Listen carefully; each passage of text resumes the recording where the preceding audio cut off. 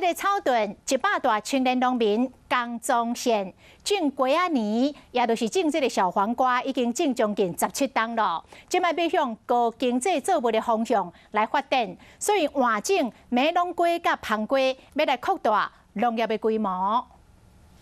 甲挽落来牛仔瓜装箱包装，青农江中县为16岁开始做事，伫咧生产技术、并海烘地、肥料管理累积真侪丰富经验，是这方面的专家。每一天它产生的变化，我会去跟我们的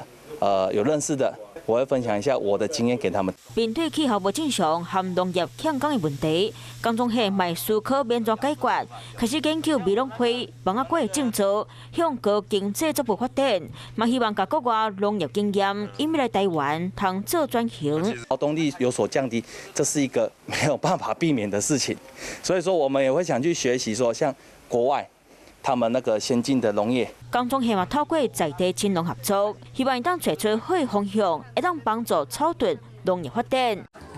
华视新闻看起来，赶快订阅我们的华视新闻 YouTube 频道，欢迎按赞、订阅、开启小铃铛，最新最及时的资讯要提供给你。